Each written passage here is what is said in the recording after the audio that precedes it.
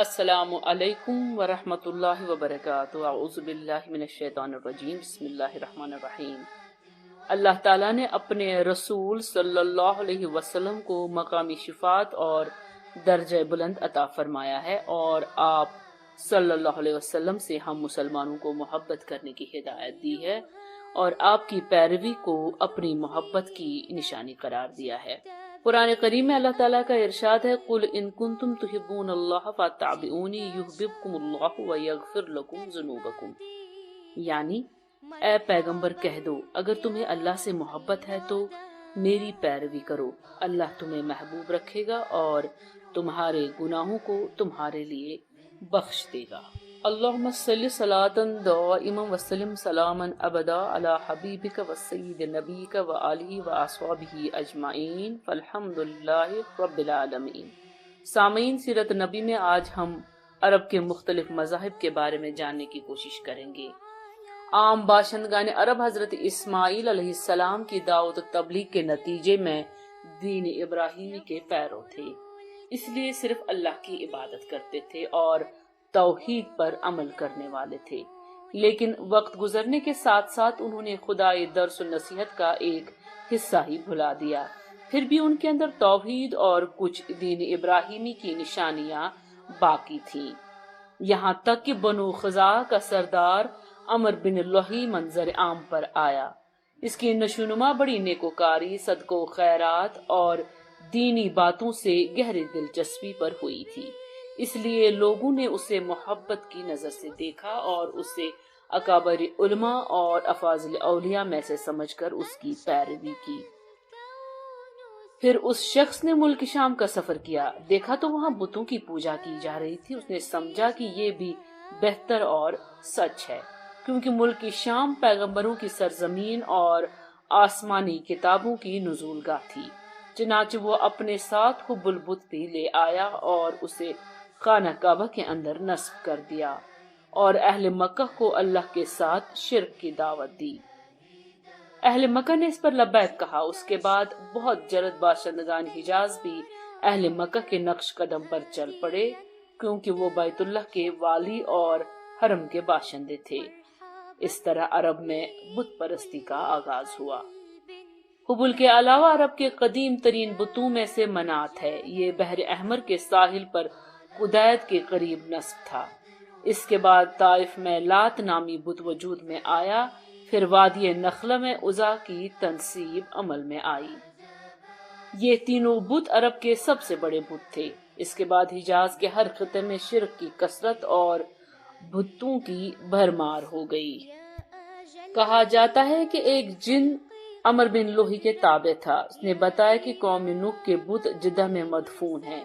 اس اطلاع پر عمر بن لوحی جدہ گیا اور ان بتوں کو کھود نکالا، پھر انہیں تہامہ لایا اور جب حج کا زمانہ آیا تو انہیں مختلف قبائل کے حوالے کیا۔ یہ قبائل ان بتوں کو اپنے اپنے علاقوں میں لے گئے۔ اس طرح ہر قبیلے اور ہر گھر میں ایک ایک بت آنا شروع ہو گیا۔ پھر مشرکین نے مسجد حرام کو بھی بتوں سے بھر دیا۔ چنانچہ جب مکہ فتح کیا گیا تو بیت اللہ کے گرد 360 بت تھے، جنہیں خود رسول اللہ صلی اللہ علیہ وسلم نے اپنے دست مبارک سے توڑا۔ آپ ہر ایک کو چھڑی سے ٹھوکر مارتے جاتے تھے اور وہ گرتا جاتا تھا۔ پھر آپ صلی اللہ علیہ وسلم نے حکم دیا اور ان سارے بتوں کو مسجد حرام سے باہر نکال کر جلا دیا گیا۔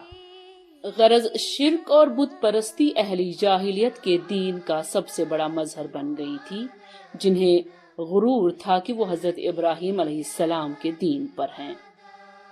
پھر اہلی جاہلیت کے یہاں بت پرستی کے کچھ خاص طریقے اور مراسم بھی رائج تھے، جو زیادہ تر عمر بن لوحی کی ایجاد کیے ہوئے تھے۔ اہلی جاہلیت سمجھتے تھے کہ عمر بن لوحی کی ایجادات دین ابراہیمی میں تبدیلی نہیں بلکہ بدعت حسنہ ہیں۔ اہل جاہلیت کے اندر رائج بت پرستی کے چند اہم مراسم کا ذکر پیش ہے۔ دور جاہلیت کے مشرکین بتوں کے پاس مجاور بن کر بیٹھتے تھے، ان کی پناہ ڈھونڈتے تھے، انہیں زور زور سے پکارتے تھے اور حاجت روائی و مشکل کشائی کے لیے ان سے فریاد اور التجائیں کرتے تھے، اور سمجھتے تھے کہ وہ اللہ سے سفارش کر کے ہماری مرادیں پوری کر دیں گے۔ بتوں کا حج و طواف کرتے تھے، ان کے سامنے عجز و نیاز سے پیش آتے تھے اور انہیں سجدہ کرتے تھے۔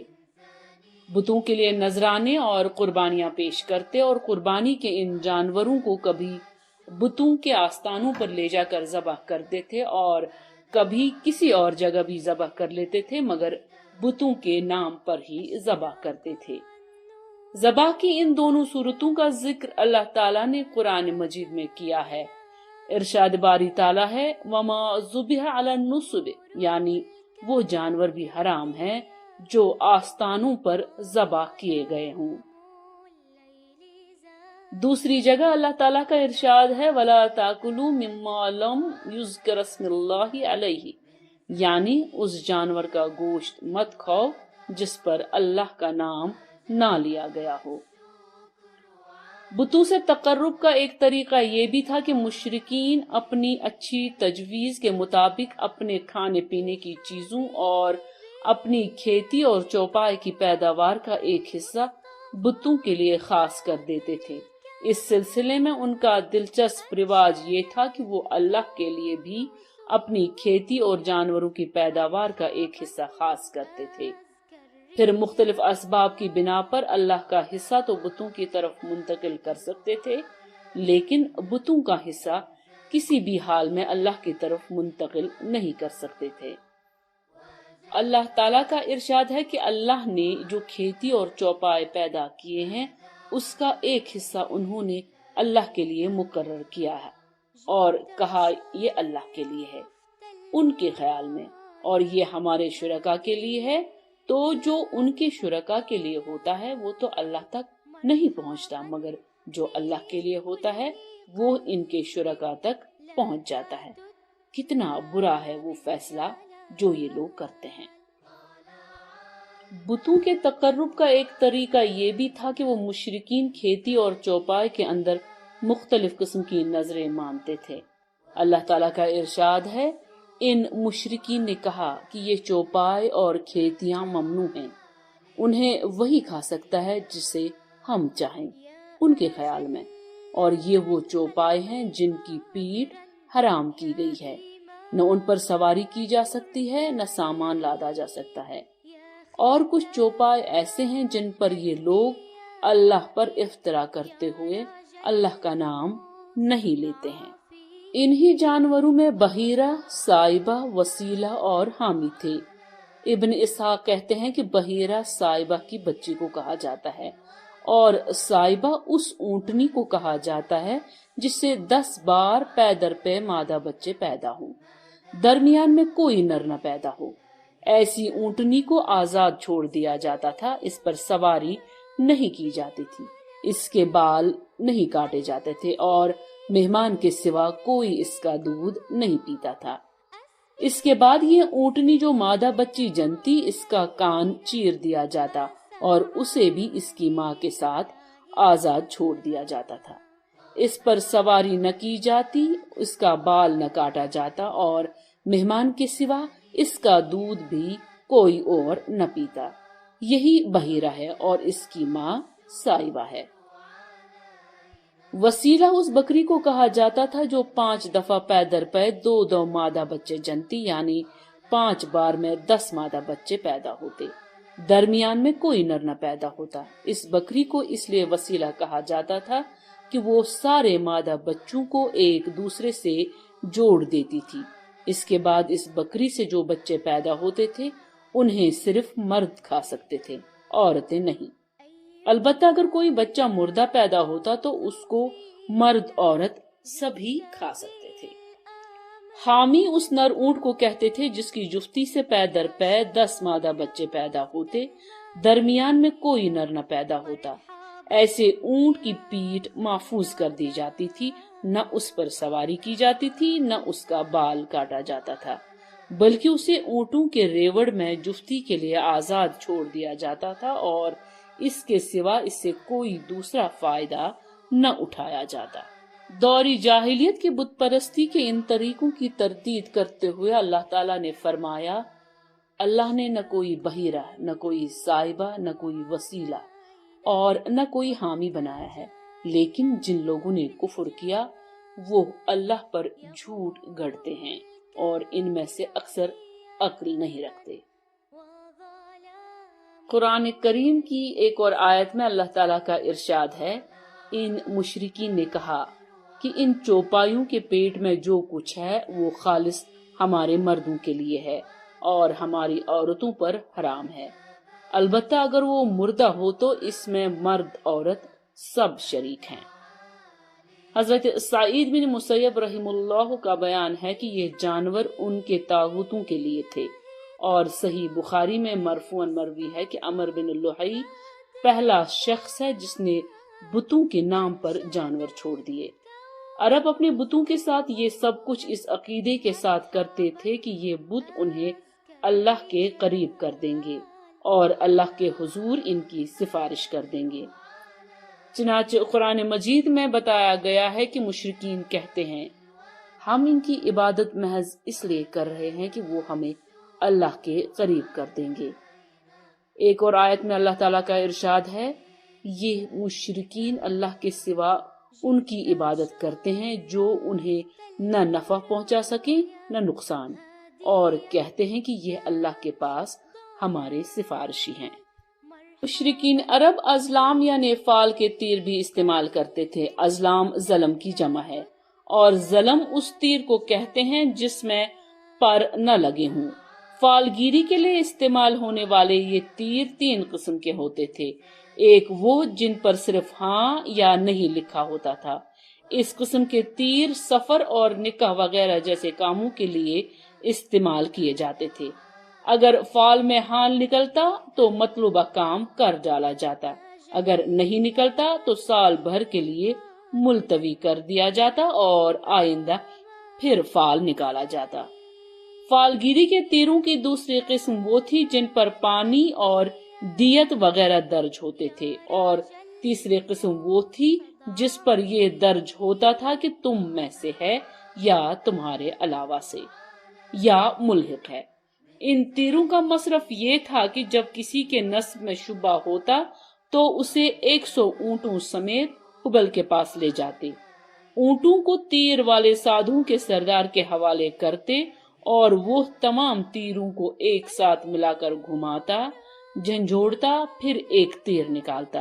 अब अगर ये निकलता कि तुम में से है तो वो इनके कबीले का एक मुअज़्ज़ज़ फर्द करार पाता, और अगर ये बरामद होता कि तुम्हारे गैर से है तो हलीफ करार पाता, और अगर ये निकलता कि मुल्हिक है तो उसके अंदर अपनी हैसियत पर बरकरार रहता, न कबीले का फर्द माना जाता और न हलीफ।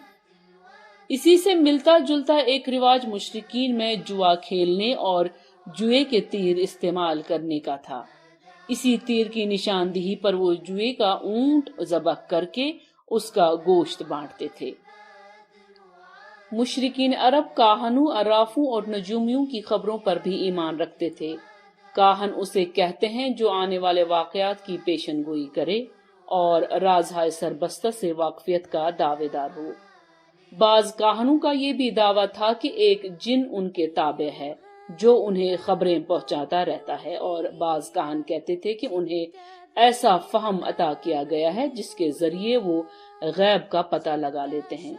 बाज इस बात के मुद्दई थे कि जो आदमी उनसे कोई बात पूछने आता है उसके कौल फैल से, उनकी हालत से, कुछ मुकद्दिमात और असबाब के जरिए वो जाए वारदात का पता लगा लेते हैं। इस किस्म के आदमी को अर्राफ कहा जाता था। मसलन वो शख्स जो चोरी के माल, चोरी की जगह और गुमशुदा जानवर वगैरह का पता ठिकाना बताता। नजूमी उसे कहते हैं जो तारों पर गौर करके उनके रफ्तार और वाकयात का हिसाब लगाकर पता लगाता है कि दुनिया में आइंदा क्या हालात वाकयात पेश आएंगे। इन नजूमियों की खबरों को मानना दर हकीकत तारों पर ईमान लाना है, और तारों पर ईमान लाने की एक सूरत ये भी थी कि मुशरिकीन अरब नक्षत्रों पर ईमान रखते थे और कहते थे कि हम पर फलां और फलां नक्षत्र से बारिश होती है। मुशरिकीन में बदशगुनी का भी रिवाज था। उसे अरबी में तियरह कहते हैं। اس کی صورت یہ تھی کہ مشرکین کسی چڑیا یا ہرن کے پاس جا کر اسے بھگاتے تھے، پھر اگر وہ داہنے جانب بھاگتا تو اسے اچھائی اور کامیابی کی علامت سمجھ کر اپنا کام کر گزرتے، اور اگر بائیں جانب بھاگتا تو اسے نحوست کی علامت سمجھ کر اپنے کام سے باز رہتے۔ اسی طرح اگر کوئی چڑیا یا جانور راستہ کاٹ دیتا تو اسے بھی منحوس سمجھتے۔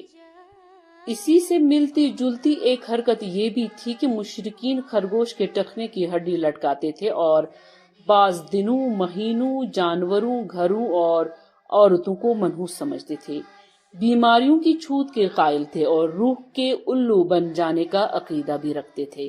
یعنی ان کا عقیدہ تھا کہ جب تک مقتول کا بدلہ نہ لیا جائے اس کو سکون نہیں ملتا اور اس کی روح الو بن کر بیابانوں میں گردش کرتی رہتی ہے اور پیاس پیاس یا مجھے پلاؤ کی صدا لگاتی رہتی ہے۔ جب اس کا بدلہ لے لیا جاتا ہے تو اسے راحت اور سکون مل جاتا ہے۔